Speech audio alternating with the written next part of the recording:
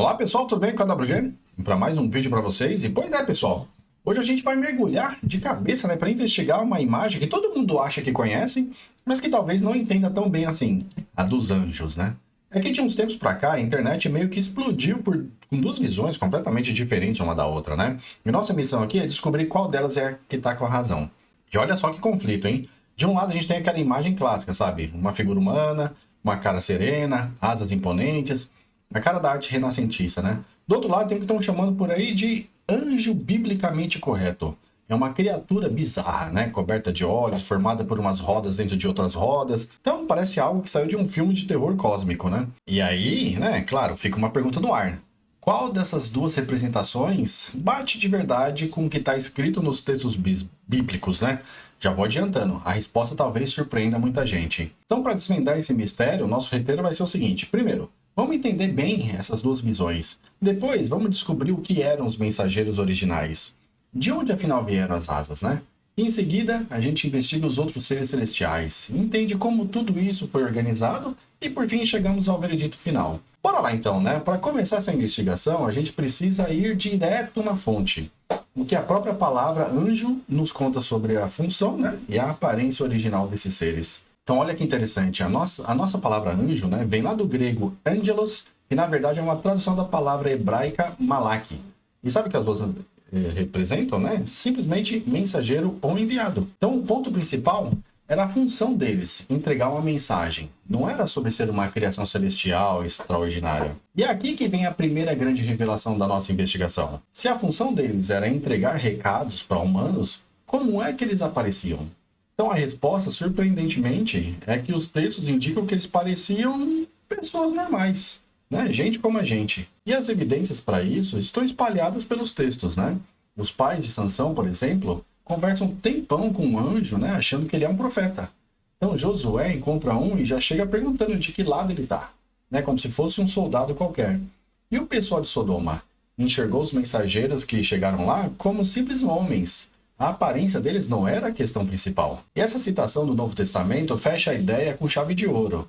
A lógica aqui é que alguém poderia muito bem dar abrigo e comida a um anjo sem nem fazer ideia disso, porque visualmente não tinha como diferenciar um deles de qualquer outra pessoa. Beleza, se os mensageiros bíblicos pareciam humanos, a próxima pergunta é meio óbvia, né?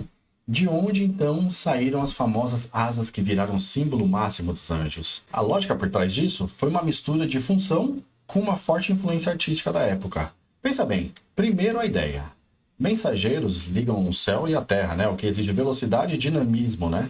Segundo, o símbolo. Existe um símbolo melhor para movimento rápido e para essa ponte entre mundos do que uma par de asas, né? E terceiro, a grande influência. A cultura greco-romana que dominava o pedaço na época já estava cheia de deuses mensageiros, né? E eles tinham asas. As fontes de inspiração são bem diretas, na verdade, né? Deuses como Hermes, o mensageiro super veloz, e Eros, né, o Cupido, né, aquele deus do amor. A arte cristã que veio depois simplesmente pegou emprestado, né, esses elementos visuais que o público da época já conhecia e associava com divindade e rapidez. Então era um atalho visual, né? Beleza, então até agora a gente resolveu o mistério do anjo com asas. Mas e as tais rodas cheias de olhos, né? Para entender essa parte, a gente precisa olhar para além dos malaquinhos, né, os mensageiros, e investigar os outros seres que habitavam a corte celestial. Então a Bíblia descreve várias outras entidades celestiais. E os querubins, né, que são guardiões, os serafins, seres de fogo, né, que servem a Deus, e os ofanins, as tais rodas, né? E aqui tem um ponto fundamental. Nos textos originais, nenhum deles é chamado de anjo ou mensageiro. Eram categorias diferentes. Vamos começar pelos querubins. Eles aparecem como guardas de lugares sagrados, tipo a Arca da Aliança, né, ou a entrada do Jardim do Éden. Essa imagem de uma criatura híbrida e alada não era uma exclusividade de Israel. É bem parecida com os carubos, né, da Mesopotâmia, que também guardavam templos e palácios.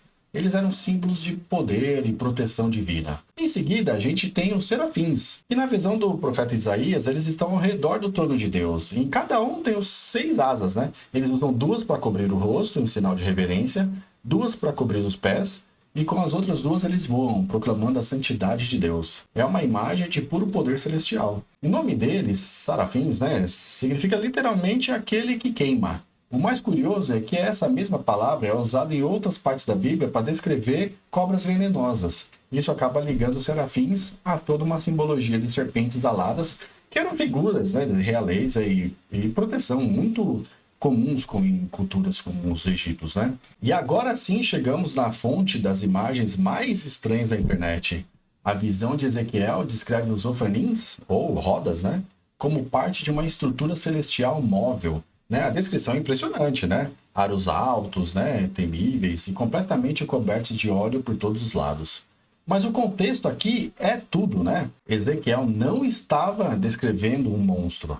Ele estava simbolizando algo muito profundo. O templo de Jerusalém estava prestes a ser destruído. Então a visão transformava o trono fixo de Deus numa espécie de carruagem, explicando como a presença divina pôde deixar o templo, né, por vontade própria, antes que ele fosse profanado. Então era uma mensagem de soberania, não de terror. Então, né, peraí, né, a gente tem mensageiros que parecem humanos, né, guardiões híbridos, serpentes de fogo e rodas com olhos.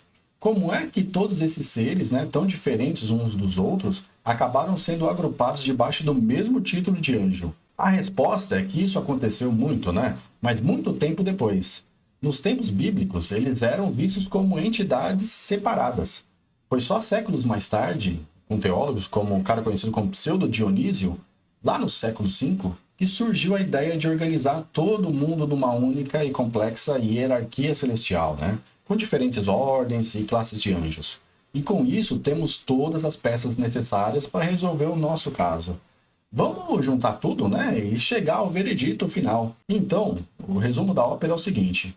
Os mensageiros da Bíblia, os malaquins, né? Eles pareciam pessoas normais, né? As asas vieram depois, né, da arte, né, com influência greco-romana. As imagens bizarras e biblicamente corretas que a gente vê online são, na verdade, descrições de outros seres, como querubins, né, serafins, ou orofanins, né, que antes nem eram chamados de anjos, né? Ou seja, a resposta para qual anjo é o correto depende, né?